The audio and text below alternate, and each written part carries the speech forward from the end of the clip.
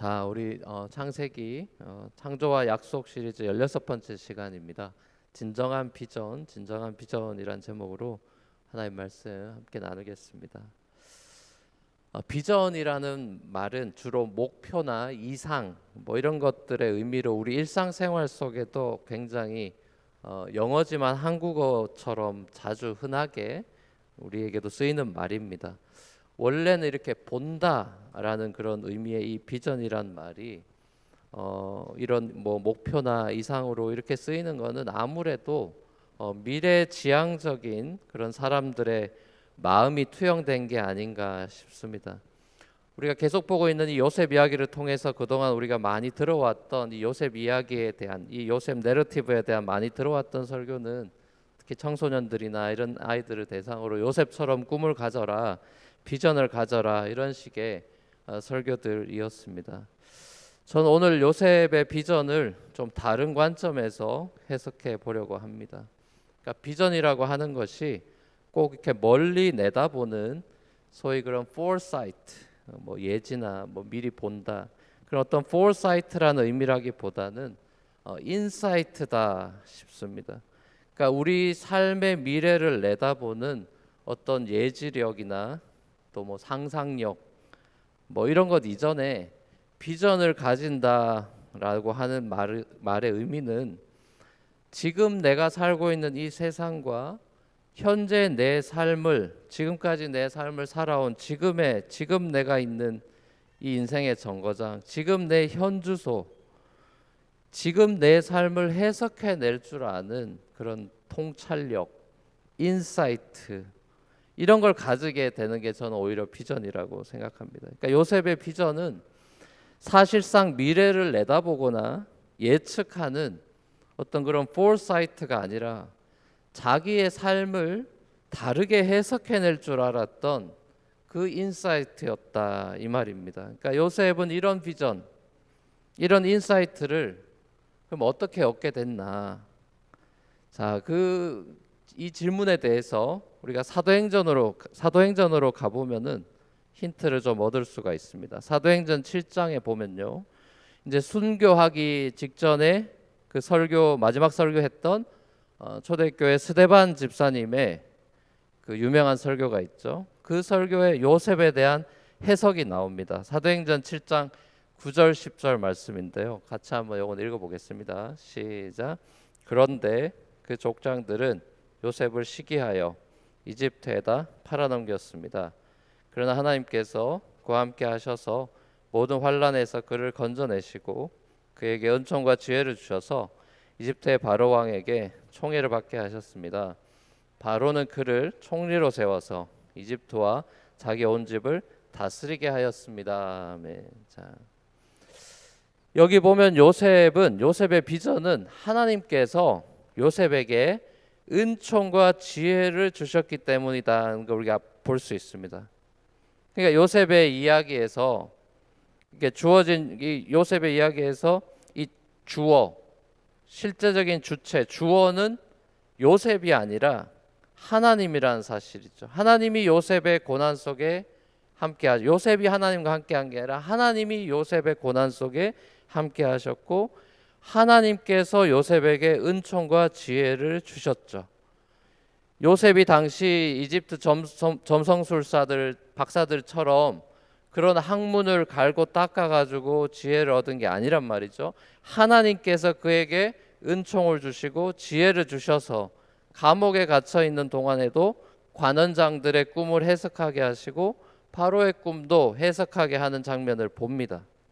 그러니까 요셉은 보디발의 집에서 그리고 감옥에서 젊은 날에 많이 고생하면서 인생이라는 게 자신이 꿈꾸고 원하고 계획하는 대로 이게 흘러가지 않는구나 하는 사실을 어린 나이에, 젊은 나이에 고생하면서 깨달은 겁니다. 자, 인생이라고 하는 것이 철저하게 하나님의 주권 속에 놓여 있고 한 개인의 운명이나 한 가족의 운명이나 한 나라, 한 국가의 운명이 하나님 손에 달려 있다라는 사실을 이 요셉은 어려서부터, 젊어서부터 차근차근 배우게 된 겁니다. 이건 학습 가르쳐줘서 되는 게 아니죠. 몸으로 배우는 거죠. 요셉은 소위 이 섭리신앙이라고 하는 인생을 하나님의 그 섭리 프로비던스란 말은 provide랑 똑같은 어원이죠. 하나님이 공급하시고 하나님이 그 준비하시고 하시는 거다.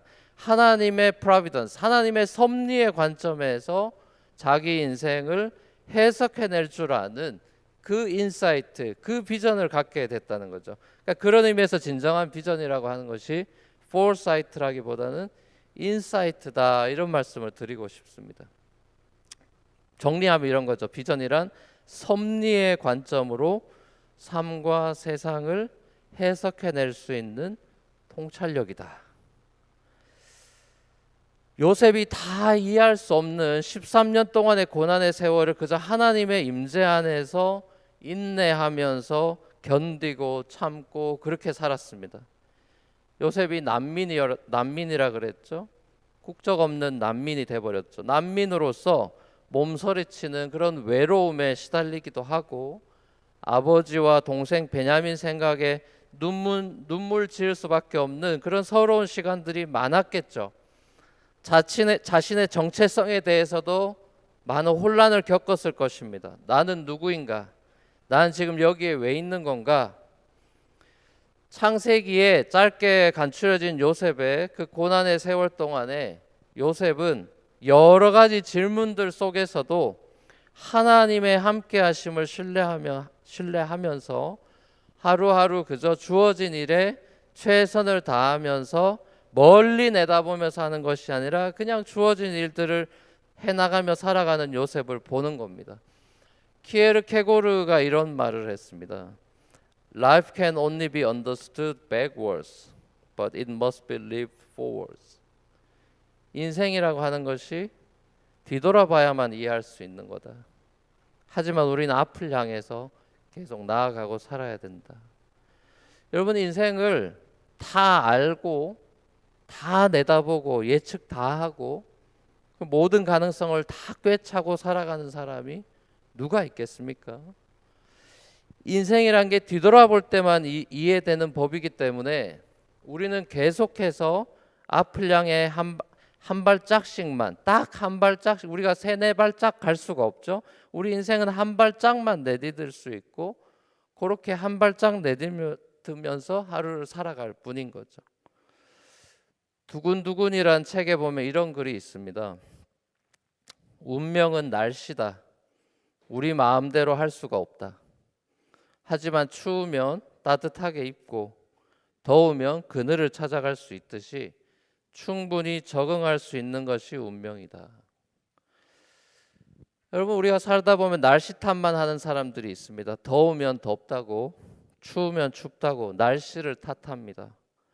여름엔 겨울이 차라리 낫겠네 그러고 겨울이 되면 또 여름이 그래 좋아라고 하고 정작 지금 통과하고 있는 계절을 충분히 즐기거나 누리지 못할 때가 많습니다.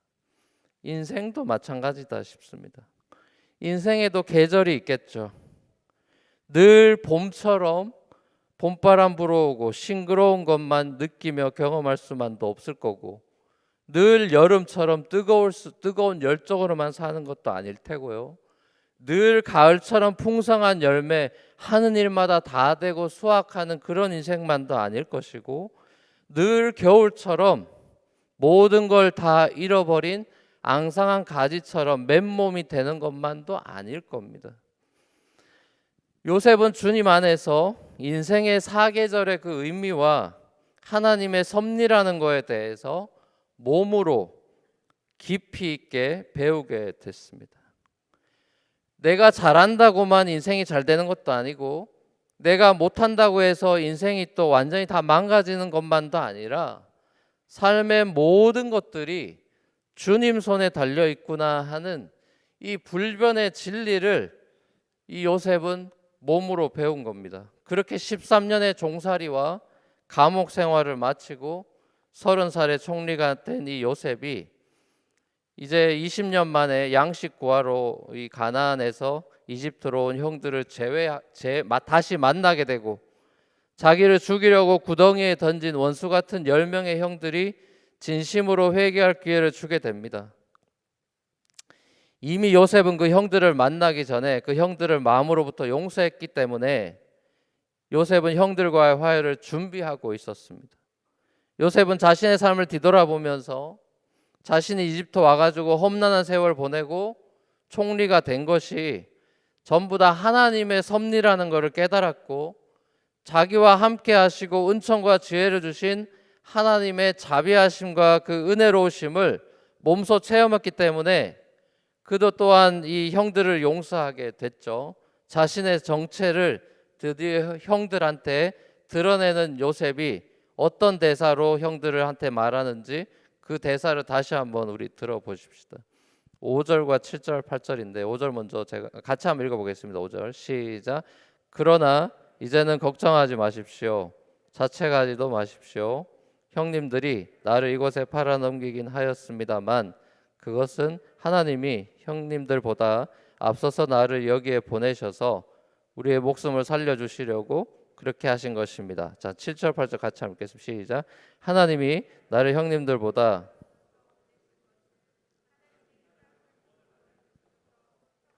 목숨을 지켜주시려는 것이고 또 형님들의 자손을 이 세상에 살아남게 하시려는 것입니다.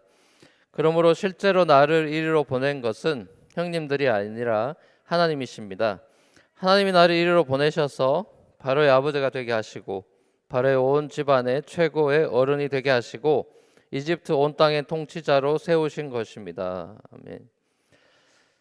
자, 요셉은 하나님과의 깊은 교제 속에서 자신의 소명 그리고 사명을 알게 됐습니다. 하나님과 깊은 교제를 하는 사람들은 자신의 부르심을 확인하게 되고요, 또 뭘 해야 될지 깨달아 가게 돼 있습니다. 자신이 이집트에 있게 된 거는 형들이 자기를 팔아먹어서가 아니고 하나님께서 보내셔서 그랬다라는 얘기를 요셉 입에서는 계속 나옵니다. 똑같은 얘기를 계속하죠. 당신들이 팔아먹은 게 아니라 하나님이 보내셨다는 얘기를 계속합니다. God sent me라는 말을 계속해요. 자, 그건 무슨 말입니까? 결국 난민 요셉의 이야기는 선교의 이야기입니다. God sent, 이 단어가 우리가 흔히 말하는 미시오 데이입니다. God sent라는 말이 미시오 데이라는 말이에요. 하나님의 선교, 하나님이 우리를 보내신다. 그게 선교죠. 그러니까 요셉은 이집트 선교사로 파송이 된 셈인 것이죠. 파송치고는 굉장히 신기한 파송이죠. 형제들의 축복 속에서 타민족 선교사로 파송된 게 아니고 형제들의 핍박 속에서 타민족 선교사로 파송받은 셈입니다. 요셉은 처음에는 자기가 선교사로 부름받은 건지 당연히 전혀 몰랐죠. 그저 주어진 환경 속에서 타 문화권에서 살아가면서 그냥 자기에게 주어진 일만 그냥 했는 것 뿐이죠. 자, 근데 어떤 일이 벌어집니까? 요셉이 머무는 곳에서 하나님의 영광이 드러납니다. 주위의 이집트 사람들이 요셉이 가면 하나님을 알게 됩니다. 요셉의 하나님을 알게 돼요. 이게 바로 우리가 흔히 이야기하는 일터 선교사의 모습이겠죠. 일하러 가면 그 옆에 사람들이 다 물듭니다. 요셉이 전통적인 복음 전도의 선교를 했다라기보다는 자신의 일터에서 성실하고 착한 행실로 하나님께 영광을 올려드리는 그런 일터 선교를 했다고 볼 수 있는 거죠. 하나님이 보내주신 땅에서 함께 하시는 하나님과 함께 자신에게 주어진 일을 최선을 다해서 감당하면서 주변의 이웃들과 더불어 살아가는 삶을 살았던 겁니다. 예, 그게 바로 선교죠, 선교. 선교는 프로젝트가 아니고 삶이잖아요. 자, 그래서 때가 돼가지고 하나님이 선교의 열매를 거두시잖아요. 먼저는 요셉을 통해서 야곱의 그 가족들을 구원해 주죠. 이스라엘의 구원이죠. 그리고 이집트와 온 열방을 기근으로부터 구원해 줍니다. 하나님이 다스리시는 하나님의 나라가 요셉의 삶 속에 임하니까 요셉의 가정과 나라와 열방으로까지 하나님의 나라가 확장되는 걸 봅니다. 이게 바로 하나님의 비전이죠. 하나님 나라의 확장의 모습을 우리가 보는 거죠. 이 모습은 하나님의 선교 미시오 데이를 위해서 이 땅에 오신 선교사 예수 그리스도의 예고편인 것입니다. 하나님은 자신의 아들 예수 그리스도를 하나님을 모르고 살아가고 있는 이 땅 가운데 타문화권 가운데 선교사로 예수님을 보내셨습니다. 온갖 고난과 핍박을 받으며 결국 십자가에서 죽으시고 3일 만에 부활해 살아나서 먼저는 예루살렘과 유대와 사마리아와 땅끝까지 여전히 하나님을 모르고 영적 기근에 시달리고 있는 굶주린 백성들을 살려내시는 구원을 이루어내셨죠. 그리고 우리들은 이제 이 구원의 소식, 구원의 복음, 기쁜 소식을 우리 가족들에게, 나라에게, 열방에게 알리면서 살아가는 그런 삶 속의 선교사로 내가 너를 보내노라 라고 말씀하시잖아요. 요한복음에 많이 나오죠. 숨을 내쉬면서 내가 너를 보낸다. 선교의 그 비전을 주는 장면을 보죠. 자, 이런 의미에서 비전이라고 하는 것은 선교적 관점으로 삶과 세상을 조명할 수 있는 통찰력이다. 우리가 요셉의 이야기에서 이 선교라는 생각을 여러분 꼭 많이 하셔야 됩니다. 깊이 생각하셔야 돼요. 그냥 이 성공 출세 얘기가 아니에요. 그런 비전을 얘기하고 있는 게 아니에요. 비전이란 선교적 관점으로 내 삶과 이 세상을 조명할 줄 아는 인사이트와 통찰력입니다. 삶과 이 세상을 선교적 관점으로 조명할 줄 아는 그런 통찰력을 지닌 사람이야말로 진정한 비전의 사람인데 여러분이 알고 계십니까? 하나님께서 여러분을요 이곳 뉴욕으로 보내셨습니다. 그렇죠? 여러분은 유학 때문에 왔던, 직장 때문에 왔던, 다른 곳에서 뭐 사업이 망해서 왔던, 뭐 자녀 교육을 위해 왔던, 이유가 뭐가 됐든지 간에, 형님들이 팔아서 왔던 뭐가 됐든지 간에 하나님은 하나님의 섭리 가운데 여러분을 이 미국으로, 이곳 뉴욕으로 보내셨습니다. 그러니 여러분들이 본국을 떠나가지고 하나님의 파송을 받은 선교사들인 겁니다. 하나님이 여러분을 이곳으로 보내셨다고요. God sent you here. 여러분 가운데도 처음에 요셉처럼 이런 하나님의 섭리를 모르고 그저 직장 생활이다 뭐다 커리어를 위해 살아가고 있는 분들이 아마도 적지 않을 겁니다. 성공을 향해 달리는 사람이 적지 않을 거예요. 여러분들이 힘든 영어로 고생하고 비자 문제, 신분 문제로 고생하고 뭐 원하지 않는 직장에서 일하고 직장에서 억울한 일을 당하기도 하고 부당한 대우를 받기도 하고 하는 그 모든 일들은 하나님의 섭리 가운데 반드시 하나님의 목적을 향해서 달립니다. 여러분들이 엉뚱한 짓 하는 것까지도 다 하나님이 달립니다. 그 하나님이 합력하여 선을 이루는 방향으로 깔때기처럼 갑니다, 여러분. 비록 지금은요 다 이해할 수 없고 힘들어도 요셉처럼 여러분의 있는 그 자리, 부르신 자리에서, 보내신 그 자리에서 꿋꿋하게 버티고 당당하게 살아가다 보면은 여러분의 삶 속에 하나님의 선교 이야기가 써내려갈 줄을 저는 믿습니다. 20세기 초에 일본의 나가노 마키라는 젊은 목사님이 계셨습니다. 자, 이분이 일본은 전 세계에서 크리스찬 인구가 제일 작은 나라죠. 자, 이 일본에서도 단 한 명의 크리스찬도 없고 온갖 미신이 판치고 있는 북쪽 지역, 일본의 북쪽 지역 가나사와라는 곳에 이분이 가셔가지고 이주해가지고 거기에 텐트 치고 천막교회를 개척했습니다. 창립 예배는 와이프랑 와이프 품에 안겨 있는 갓난쟁이 아기 요 세 식구가 다였어요. 한 달이 지나고 두 달이 지나고 6개월이 지나도 신자 한 명도 안 생기는데 그 자리 포기하지 않고 자신을 그곳으로 보내신 분이 하나님이라는 것을 믿었어요. 신자 한 명 없이 그 자리를, 그 텐트 교회, 천막 교회를 몇 년간 지켰냐 하면은 5년 동안 그 자리에 있었습니다. 신자 개척하고 5년 동안 교인 하나 없어요. 당연히 없죠. 일본은 전도가 잘 안 되니까 없습니다. 5년 동안 거기 계속 교회 했어요. 자, 그러던 어느 날 저녁에 예배 시간에 천막 교회로 한 사람이 처음으로 비지팅을 했습니다. 이 청년이 어디 가도 이게 폐병을 앓고 있는 사람이라 폐병 환자니까 사람들이 환영을 하지 않고 친구 안 삼아 주니까 이제 죽어야 되겠다.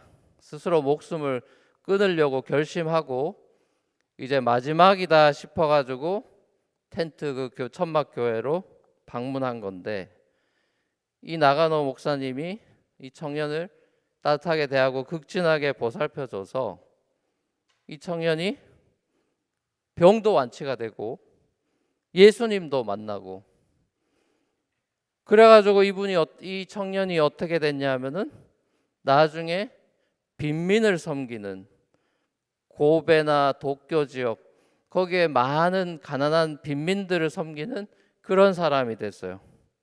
이 사람이 바로 일본에서도 굉장히 존경받고 훌륭한 목사님으로 알려진 가가와 도쿄 히코라는 목사님이 됐습니다.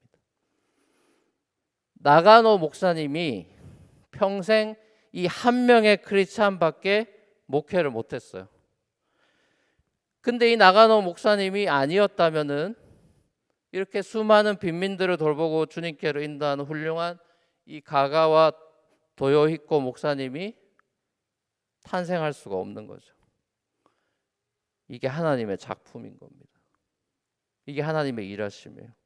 하나님은 나가노 마키 목사님을 통해서 일본 땅에 하나님의 선교, 우리가 상상하지 못한 하나님의 더 큰 계획과 구원을 이루시는 겁니다. 이게 하나님의 작품입니다. 여러분 목회라든지 또 여러분의 인생이나 이게 다 수치와 업적으로 평가되는 게 아닙니다. 사람들이 여러분을 숫자 갖다 대고 업적 갖다 대고 평가하면 그거 다 가짜인 줄로 생각하시면 정확합니다, 여러분. 진짜 목사님은 따로 있습니다, 여러분. 하나님이 아세요. 수치와 업적으로 사업가가 됐던 디자이너가 됐던 누가 됐던 수치와 업적 갖다 대고 그 사람 평가하지 마십시오. 하나님은 그렇게 평가하지 않아요. 달란트 비유에도 보십시오. 예수님의 평가는요, 5달란트 남겼냐 2달란트 남겼냐 누가 더 많이 남겼나로 따지지 않습니다. 업적에 대한 평가가 아닙니다. 예수님의 평가는 착하고 충성된 사람인지 아니면 악하고 게으른 사람인지에 대한 삶의 그 자세와 방향성에 대한 평가라는 걸 여러분 꼭 기억하셔야 됩니다. 똑똑하고 천재들은요, 게을러도 일은 잘합니다, 여러분. 이 저같이 그렇지 않은 사람, 평범한 사람들은 열심히 해야 그런 사람들의 퍼포먼스를 따라갈 수 있는 거거든요. 그러니까 똑똑한 사람들이 더 위험할 수 있는 거예요. 왜냐하면 게을러도 점수가 잘. 그런 애들을 여러분 애들 키워보면 많이 압니다.